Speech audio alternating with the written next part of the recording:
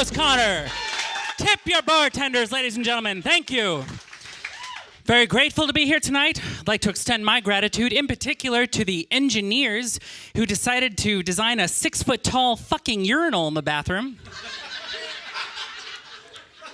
Nothing puts me in a greater headspace to tell jokes than feeling like Danny DeVito trying to take a piss. Growing up, I was one of the few straight guys who enjoyed doing musical theater. This aptly earned me the nickname Not Gay Adam. Or as many good gay friends put it, they had met straighter gays. Graduated from Not Gay Adam, came out to LA, became a character actor. Character actor basically means you work out 5 times a week and you still look like this. That guy got it laid. That was good. He was like, I get it. It's his body. Growing up, doctors told me I had a body built for reading, so it kind of makes sense. Yeah. My girlfriend always laughs the hardest at that joke. I can always pick out her laugh. That's right, everybody. I have a girlfriend. I'm in Relationship City. I like Relationship City. I'm thinking about running for mayor. Here's how I knew I was finally in something serious. I knew I was in something real when I didn't give my girlfriend a nickname when I was talking about her to my friends. I feel like guys always do that as a point of reference because we're that dumb. But I didn't with her. Her name's Amy. She's sweet. She's wonderful. She's my Amy. I've had some real doozy nicknames in the past. Tinder Tits, that was a classic. Virgin Lupus, how could I forget? I was a prince, I know. The thing that always bothered me about Virgin Lupus is that even if it was my Netflix night, we always had to watch her favorite movie. This always really irked me. Her favorite film is the Audrey Hepburn classic, Wait Until Dark. Anyone familiar with this treasure show? I hate it. I hate it. And here's why. It's just based on the simple principle. In the Audrey Hepburn classic, Wait Until Dark, Audrey Hepburn plays a blind woman, and these thieves are going to break into her house and steal shit, and they literally wait until dark to do this. And I was always like, wait until... She's blind! Cut the crap. Let's just call the film Anytime Will Do, all right? Nonsense. But as I say, I'm in something serious now, and it's wonderful. It wasn't always this way. In the quagmire that is Los Angeles dating, I had a couple ups and downs, went on those dating apps. I was an addict. It was terrible. I was the worst one. Had like 7 or 8 of those things. They were like spinning plates. It was terrible. Swipe all the time. Swipe while I was eating. Swipe while I was driving. Swipe while I was actually on a date with someone that I had swiped with to get there to dinner. Do you know what I mean? Like, that's just how terrible. They get up. They go to the bathroom. You take out your phone, open the app, start swiping. I could do better. I know, it was terrible, it was bad. I tried a bunch of different apps, and this next story isn't as much a story as it is a cautionary tale to those of you out there still single. I decided to go on Filipino Cupid. Filipino Cupid's just like OkCupid, but it had Filipinos because I had a fetish. Sorry, honey. And so I started chatting with this girl, right? Busty Asian, or as I called her, the mythical unicorn at the time. And we started talking, and she says, hey, let's go on Skype. And I'm like, oh, great idea. Oh, right. Important note, the title of this story is Why I No Longer Go on Skype. That's kind of important. Keep that in your back pocket. So go on Skype, right? And she's totally topless. Sunday's out. I'm like, holy shit. And she's not saying anything, but she's typing a bunch of stuff. She's like, hey, touch yourself for me, dirty boy. So I'm like, yeah, okay. And, just treating my body like an amusement park weekend. Just a week of this, get on Skype, close off, woo, just, blossoming relationship. I was really coming into my own. And then after about a week, I get this really sad message from her. And she goes, I'm so sad. And, I go, oh, what's wrong, darling? Because I'm a caring boyfriend. And she says, well, my dad needs to have heart surgery, and my brother needs a new wheelchair, and my house was just destroyed in this terrible monsoon. So, I write, I wish there was something I can do. And she says, actually, there is. Boop, boop, boop. All of a sudden, a PayPal link appears on my screen. And she says, just send me $150. That should help. Great. Thanks so much. And at this point, I realized I probably should have told her that when we in this country say, I wish there was something I could do, no one actually means that shit.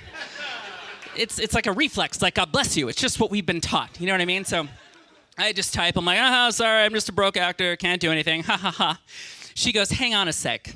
All of a sudden, to my horror, boop, boop, boop, every single one of my jack-off videos appear on screen like a Brady Bunch lineup from hell, as well as an entire list of my Facebook family members because I'm the genius who used his actual real name on Filipino Cupid. Now,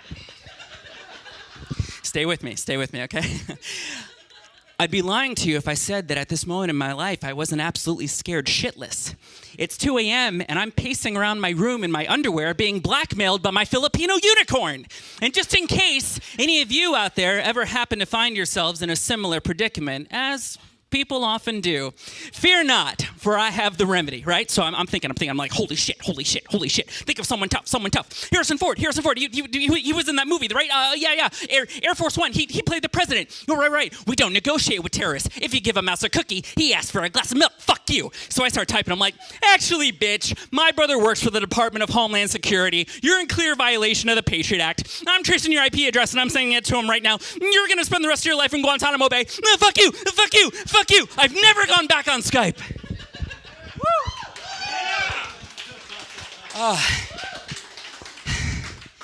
Telling that story always makes me feel like Jodie Foster in The Accused. One day I know when I'm really famous, those videos will pop up, but fuck it, right?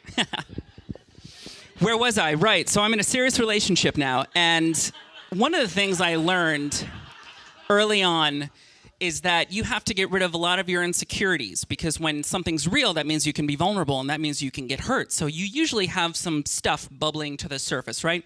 My insecurities had nothing to do with her, had everything to do with her ex. And guys, all the guys out here, I know you're gonna understand where I'm coming from. Her ex is a Navy SEAL. He's a fucking, thank you. He's a Navy SEAL. Do you know what that means?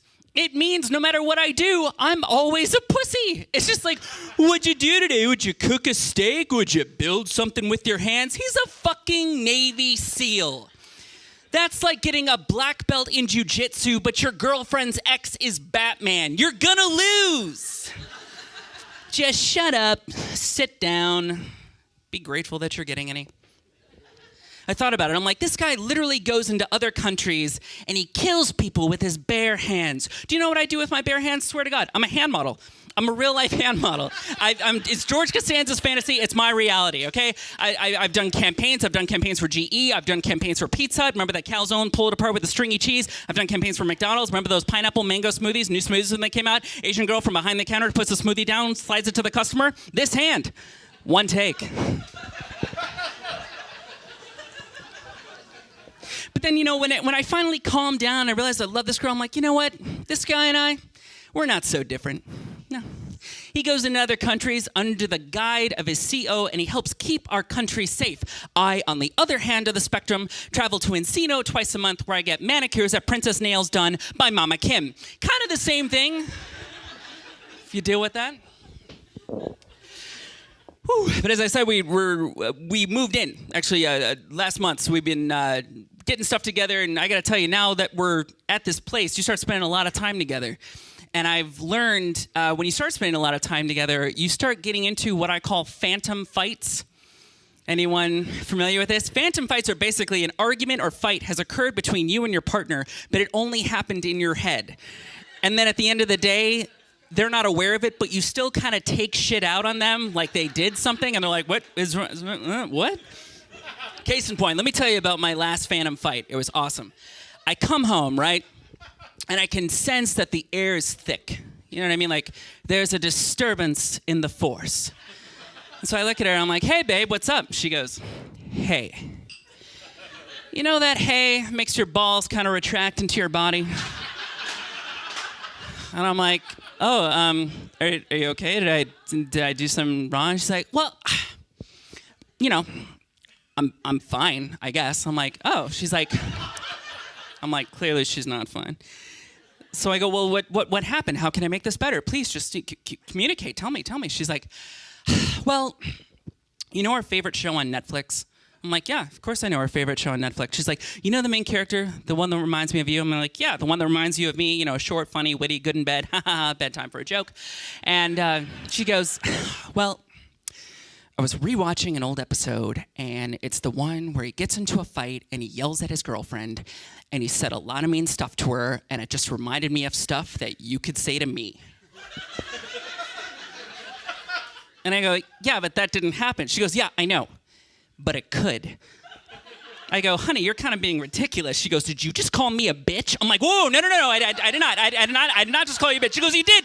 You called me a bitch. I'm like, I did not call you a bitch. She goes, the bitch was implied. I go, what? Explain this to me. She's like, oh, I'm so sick of this. Men do this all the time. They call women a bitch without actually using the word bitch. I'm like, please explain this to me. She goes, oh, the men do this. They do this with their condescending tone, with their mansplaining, with the let me enlighten you, sweetheart. She's like, they do it all the time. I care about this girl. She's the love of my life. So she's telling me all the experiences she's been through and what's brought her here. And, she talked for about 20 minutes. And finally, after she was done, I was like, listen, bitch. If I wanted a lecture, I would have finished college. After that, we played a fun little game. We played a fun little game called Adam alleviates the tension as fast as he can by taking out the trash, and my girlfriend reciprocated by waiting till I left out with the trash, locking the door behind me, and then proceeded to take a 45-minute shower. It was a good game. Pretty sure she won.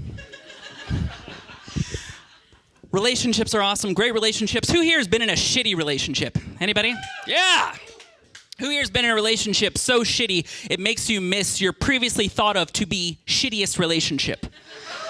I call it trumping. She's Trump. She's pulling a Trump. She's so terrible, she makes you miss that poor, sweet idiot that you used to date. Sure, she couldn't spell. Sure, she said ridiculous phrases like helicopter drivers and nuclear. Heck, she couldn't even find a door in a wall. But come on, she was cute. She was adorable. You couldn't wait to get out of the relationship at the time. Oh, you all had your bags packed. Now you think of those days with a wistful sense of nostalgia. For that, of course, was the Clinton years. To be honest, bit of a blur. All we seem to recall is that we had more money then than we do now. And there were jobs. There were jobs. And then, of course, we've all had the Obama, right? The one that got away. Things kept getting better and better, and you thought they were going to stay that way. But, of course, nothing good lasts forever. And don't get me wrong, it was far from perfect. You always got the sense that deep down she was smarter than you. She corrected your grammar in public. She spied on you, read your text, but you never felt scared. Now you're terrified to go to sleep at night. You wake up in the morning, check your phone, see that she's angry, tweeted your family again. Oh, God. Now all of a sudden you're on the defense like Sarah Huckabee. You find yourself saying ridiculous phrases like, oh, let's not look at what she said, but instead focus on what's in her heart.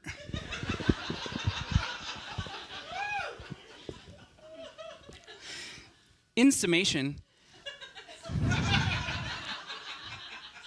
I just want to let you know that I'm very grateful for tonight. You've been a wonderful audience. I'd like to leave you with one quick little cautionary tale before I go. I was on the dating apps, right? Oh, on every single one. And at one point I got really low. And I decided to try America's oldest app and dating institution, Live Links. Haven't anyone ever been depressed enough to try this one yet? For those of you in normal, healthy relationships, let me enlighten you. Live Links is the pop-up that happens when you're done watching porn. Do you understand? It was a good night. So I get on Live Links, make a profile, start chatting up with a lady friend, right? Got me a couple shots of Jameson, bag of Jack in the Box. I'm ready to go. Start chatting with this lady. She sounds sexy. Had I been sober, I would have realized I was talking to a beat 55-year-old meth head. I make the brilliant choice of giving her my actual phone number because I figure women never call me back. I hang up, pass out, call it a night, right? The next day I'm at work. Ring, ring. I go to pick up my phone. Before I pick up my phone, I should tell you that when I went on Live Links, I said that my name was David. David's like my naughty fake Jew name. I was fucked up. So anyway, I pick up the phone and I go, this is Adam. And I hear, oh, hi, David Adams. Chills run up my balls. I go, hi, I'm at work. I can't really talk right now. Well, I'm going to call you back in 5 minutes, sugar. I say, please don't, and I hang up. Over the course of the evening, she calls not once, but 3 times. And each time, she leaves me a pleasant little voicemail. And right now, for your listening pleasure, just so you know I understand how grateful I am to be with the woman I'm with, I'd like to play my favorite one. Adam David, you're nothing but a fucking fake-ass bitch. Go on your fucking little chat line. Do what you gotta do, because I'm gonna spread the word on there. David Adams is nothing but a big fucking fake, you little boy. You think it's been awkward? I just did this show in front of my girlfriend's mom. Good night! Good night, everybody!